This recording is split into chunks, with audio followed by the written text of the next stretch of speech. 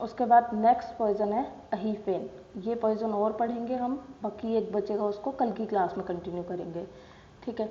तो ये type of अहीफेन का टाइप ऑफ पॉइजन क्या है, न्यूरोटॉक्सिक सेरिब्रल पॉइजन है, ठीक है।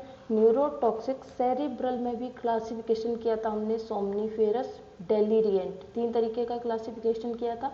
उसमें कौन सा है, न्यूरोटॉक्सिक के अंदर, न्यूरोटॉक्सिक का भी 3 तरीके का क्लासिफिकेशन होता है, आप लोगों को याद आ रहा हो तो सेरिब्रल था, स्पाइन था और एक और था, ठीक है। उस सेरिब्रल के अंदर भी 3 तरीके का क्लासिफिकेशन था, जिसमें कौन सा है, ये सोमनीफेरस। तो neurotoxic cerebral somniferous type of poison है कौन, अहीफेन या ओपियम। लैटिन नेम क्या है इसका, ओपियम सोमनीफेरस। तो यहाँ से ये आपको इजीली याद रहेगा, इसके लैटिन नेम में ही सोमनीफेरस आता है, तो इसका क्लासिफिकेशन भी सोमनीफेरस के अंदर ही किया गया है। फैमिली है इसकी पेपेवरेसी, संस्कृत नेम है इसका अहीफेन और आफू, इंग्लिश में इसको ओपियम और हिंदी में इसको अफीम कहते हैं। आयुर्वेद के अकॉर्डिंग अगर हम टाइप ऑफ पॉइजन देखते हैं तो स्थावर वानस्पतिक विष हैं। अभी तक हमने जितने भी विष पढ़े हैं अकॉर्डिंग टू आयुर्वेदा सब यही हैं, स्थावर वानस्पतिक विष ही हैं, जितने भी हैं, धतूरा है, सभी कैसे हैं, स्थावर हैं, वानस्पतिक हैं, वेजिटेबल हैं, इसलिए स्थावर वानस्पतिक विष हैं। फिर देखते हैं इसका टॉक्सिक पार्ट, तो इसका टॉक्सिक पार्ट क्या होता है, ओपियम। अब ओपियम हमें कैसे मिलेगा इसके प्लांट से, इसका जो प्लांट का ड्राइड लेटेक्स जो जूस होता है उसको हम क्या बोलते हैं, ओपियम बोलते हैं। It is a coagulated air dried latex juice. तो ओपियम क्या है आप लोगों को याद रखना है, ये एयर ड्राइड लेटेक्स जूस है, वो होता है ओपियम। फिर है इसका एक्टिव प्रिंसिपल। अब जो ओपियम के जो एल्केलॉइड होते हैं उनको 2 ग्रुप के अंदर डिवाइड किया गया, कौन कौन से, एक तो होता है फिनारेंथ्रिन ग्रुप और एक होता है आइसोक्विलिन ग्रुप। तो इसके फिनारेंथ्रिन के अंदर 3 आते हैं और इसके अंदर भी 3 आते हैं। आपको बस एक बार पढ़ना है, कोई ज़्यादा नीड नहीं है याद रखने की एग्जाम के लिए। तो मॉर्फिन और कोडेन और थियाबिन ये तीनों किसके अंदर आते हैं, फिनारेंथ्रिन के अंदर। और आइसोक्विनोलिन के अंदर कौन कौन आता है, पेपेवरिन, नार्कोटिन और नार्सेरिन, ये तीनों आते हैं इसके अंदर। ये एल्केलॉइड हैं, इन्होंने इनको 2 ग्रुप में डिवाइड कर रखा है, तो उसके अकॉर्डिंग 3 को इन्होंने क्लासीफाई किया गया है। कोई इंपॉर्टेंट पार्ट नहीं है, ये गुण आप देख लीजिएगा। अब हम देखते हैं इसके मोड ऑफ एक्शन। अब ये कौन सा, सेरिब्रल पॉइजन है, ठीक है, सेरिब्रल है, न्यूरोटॉक्सिक है। तो यहाँ से आपको क्लियर होना चाहिए ये ब्रेन पे, नर्वस सिस्टम पे काम करेगा, ठीक है। अब क्या होता है, हमारे ब्रेन के अंदर रिसेप्टर होते हैं, ओपियम के रिसेप्टर प्रेजेंट होते हैं, जिनको हम क्या बोलते हैं, म्यू, कप्पा, सिग्मा और डेल्टा। ये हमारे ब्रेन के अंदर, सीएनएस के अंदर ओपियोइड्स के रिसेप्टर प्रेजेंट होते हैं, ठीक है। अब इसके रिसेप्टर हमारे ब्रेन में ऑलरेडी प्रेजेंट है, तो ये ओपियम क्या करता है, ये ओपियोइड क्या करता है, ये ओपियोइड उन रिसेप्टर से जाके बाइंड कर जाता है। उन रिसेप्टर से ये बाइंड हो जाएगा तो ये न्यूरो जो ट्रांसमिशन हो रहा है उसको क्या कर देगा, ये डिक्रीज कर देगा। ये होता है इसका मेन फंक्शन। अब हम पढ़ते हैं क्या है, opioid bind and enhance neurotransmission at major for, ये लाइन थोड़ी सी मिसिंग है, कुछ यहाँ पे कुछ मिसिंग है, इसको आप छोड़िए, मैं आपको ऐसे ही बता देती हूँ कि ये ओपियम है, ये बाइंड कर जाएगा किस किस से, ओपियोइड रिसेप्टर होते हैं। कौन कौन से ओपियोइड रिसेप्टर प्रेजेंट है हमारे अंदर ब्रेन में, म्यू, कप्पा, सिग्मा और डेल्टा, जिनसे बाइंड होकर के ये क्या करेगा, सेंसरी और मोटर एक्टिविटी जो हमारी चल रही है उसको क्या कर देगा, डिक्रीज कर देगा। इसीलिए इसको न्यूरो में तो कोई दिक्कत नहीं है, न्यूरोटॉक्सिक, इसलिए इसको न्यूरोटॉक्सिक सेरिब्रल सोमनीफेरस कहा गया है। आप लोगों को क्लियर होना चाहिए। रिसेप्टर के नाम याद रखिए। ये रिसेप्टर कहाँ प्रेजेंट होते हैं, ब्रेन में प्रेजेंट होते हैं।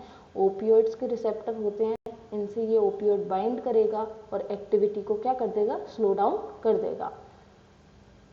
फिर उसके बाद है इसका fatal dose. Fatal dose morphine का कितना होता है, जो हमने मॉर्फिन पढ़ा है उसका, मॉर्फिन एल्केलॉइड है, इसका कितना मिलेगा हमें, इसका फेटल डोज 200 mg। अब 200 mg हम चाहे IV दे सकते हैं, IM इंट्रामस्कुलर दे सकते हैं या सबक्यूटेनियस दे सकते हैं। फिर है इसका फेटल पीरियड, कुछ घंटे से लेकर के 2 दिन तक इसका क्या रहता है, फेटल पीरियड रहता है। फिर देखते हैं हम इसके क्लिनिकल फीचर। क्लिनिकल फीचर क्या है इसके जैसे अभी हमने 2 स्टेज पढ़ी थी भांग के अंदर, stage of excitement, stage of narcosis. दोनों स्टेज हमें इसके अंदर भी देखने को मिलती हैं, लेकिन इन दोनों स्टेज के बीच में इसके अंदर एक स्टेज और प्रेजेंट होती है जिसको हम बोलते हैं स्टेज ऑफ स्टूपर। तो अहीफेन की पॉइजनिंग की 3 स्टेज होती हैं और भांग की पॉइजनिंग की 2 स्टेज होती हैं, स्टेज ऑफ एक्साइटमेंट और नार्कोसिस। इन दोनों के बीच में अगर एक और स्टेज प्रेजेंट है, स्टेज ऑफ स्टूपर, तो वो किसकी पॉइजनिंग है, अहीफेन की पॉइजनिंग है। ठीक है, अब सबसे पहले स्टेज ऑफ एक्साइटमेंट में क्या क्या हमें सिम्टम देखने को मिलेंगे। यूफोरिक, पेशेंट बेबात के बहुत ज़्यादा खुश होगा। यूफोरिया की कंडीशन क्या होती है, बहुत ज़्यादा खुश है। किस बात के लिए खुश है उसको खुद को नहीं पता, लेकिन खुश है, तो यूफोरिक मिलेगा पेशेंट। और मेंटल एक्साइटमेंट, बहुत ज़्यादा अंदर, जैसे बोलते हैं कि आज मेरा मन खुश है, तो मेंटली एक्साइटमेंट, खुश मिलेगा और एक्साइटेड रहेगा मन से भी। ब्रीथ में be have small of opium, जब पास में अगर उसके कोई भी पर्सन बैठा है और वो पर्सन अगर ब्रीथ कर रहा है तो उसकी ब्रीथ में से ओपियम की स्मेल भी आ सकती है। तो स्टेज ऑफ एक्साइटमेंट में मेन तो आपको यूफोरिक और मेंटल एक्साइटमेंट याद रखना है, और उसकी जो ब्रीथ है उसमें से स्मेल आ सकती है। फिर है स्टेज ऑफ स्टूपर। अब यहाँ तक तो ठीक है, यहाँ से आगे वो चला किधर, बेहोश होने की तरफ। अब यहाँ से उसको क्या हो जाएंगे, क्लिनिकल सिम्टम आएंगे, ऐसे सिम्टम आएंगे जो उसको डिजीज उत्पन्न करेंगे, जैसे कि गिडीनेस, चक्कर खा के गिर जाएगा, हेडेक होता रहेगा, सर दर्द बहुत होगा, प्यूपिल आर कॉन्स्ट्रिक्टेड। अभी यहाँ पे हमें प्यूपिल कैसे देखने को मिलेंगे, कॉन्स्ट्रिक्ट देखने को मिलेंगे, और फेस और लिप कैसे मिलेंगे, साइनोस्ड मिलेंगे। क्योंकि अब धीरे धीरे वो बेहोश होके गिर जाएगा तो उसका रेस्पिरेशन प्रॉपर नहीं होगा, इसलिए उसके अंदर हमें साइनोसिस देखने को मिलेगी। फिर है स्टेज ऑफ नार्कोसिस। अब इसमें क्या है, डीप स्लीप की कंडीशन में चला जाएगा। डीप स्लीप में चला जाएगा यानी कि होश में नहीं आएगा, बहुत लंबे टाइम तक बेहोश पड़ा रहेगा। Deep sleep from which patient can not be around, यानी कि उठेगा नहीं, जिसको हम उठा नहीं सकते, अराउज्ड है सॉरी, वो जिसको हम उठा नहीं सकते, इतनी गहरी नींद में वो सोया रहेगा। प्यूपिल कॉन्स्ट्रिक्ट रहेंगे टू पिन पॉइंट, ये इंपॉर्टेंट साइन है इसका, अहीफेन पॉइजनिंग का इंपॉर्टेंट साइन है। पिन पॉइंट कॉन्स्ट्रिक्टेड पीपल देखने को मिलते हैं। अभी तक हमने पिन पॉइंट पीपल कहीं नहीं पढ़े, यहीं पढ़ रहे हैं। और जो है जैसे नॉर्मली अगर हम जैसे कि मान लो अंधेरे में बैठे हैं, फिर अचानक से हमने लाइट जलाई तो हमारे पीपल रिएक्ट करते हैं, सभी लोगों के करते हैं।